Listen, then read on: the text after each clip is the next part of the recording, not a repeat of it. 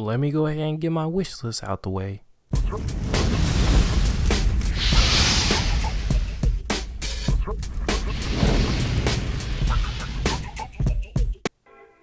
What is up, guys? This is Godzilla Suplex, and welcome to today's episode as I'll be going down my wish list of stuff that I want in UFC 4. But before I do that, please hit that subscribe button, also hit the notification bell so you get a notification every time I make a video. So guys, let's get into this, because E3 2019 is on the horizon and it's about that time that we're in for another UFC game. So I'm just going ahead before any confirmation, and it might not even be at E3 this year. I'm just going ahead and putting out my wish list for the 4th EA UFC game, even though it probably won't be at E3 this year. I already predicted in my video, but it is good to wish anyway. We could get surprised. But what is on my wish list for this game? It's very important that we get this right, because this will be the first game that has had a 4th sequel in its installment in UFC video game history. So it's going to be very interesting to see how they reinvent the wheel. What is the name of the game going to be? And really, how do they resell us this thing after even the 3rd installment? So first off, what we really need to see in this game is, from the jump, do not have Joe Rogan as commentary. It keeps the commentary based still in 2013 in the first UFC game. So we just really need to overall just get a whole new commentary team. Maybe not even 2 guys, 3 guys. There's so many viable options to have the commentary team that are not even fighters. You know, Kenny Florian might be in the game, but if he's not, why not bring in Kenny Florian?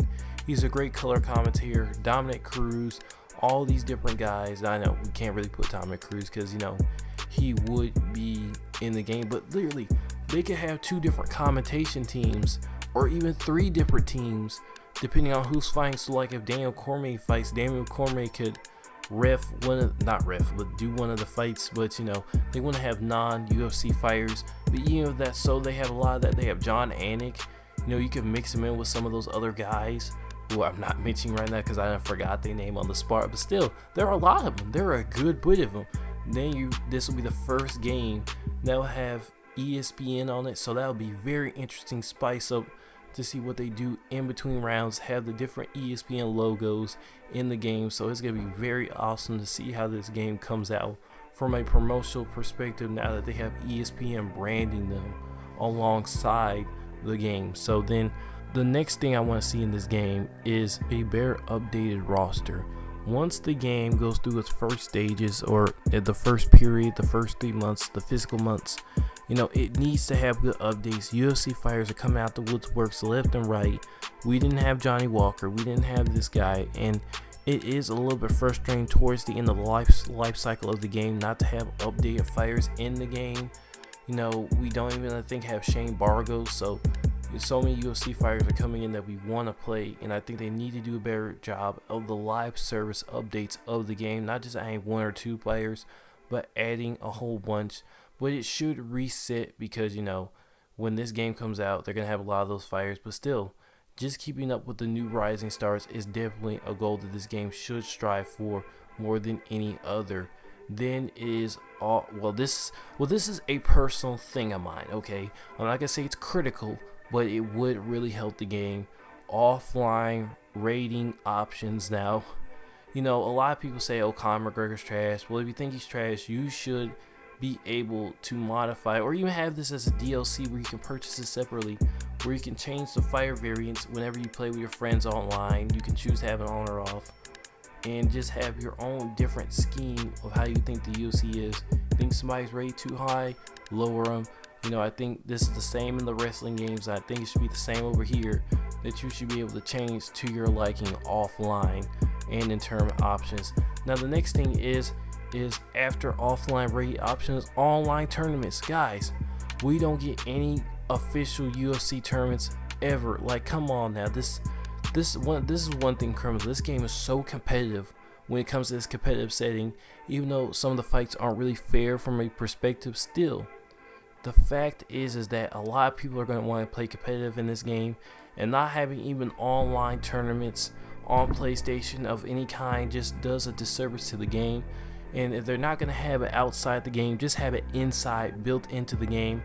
have it as a online competitive mode, tournament mode, to just win tournaments, to get more points. There needs to be some kind of online tournament in this game to have it hold over for long periods of time. And I think doing a competitive tournament alongside the regular would definitely do big things for that, because it would add another option to it, making this game even seem more different and a better improvement over UFC 3.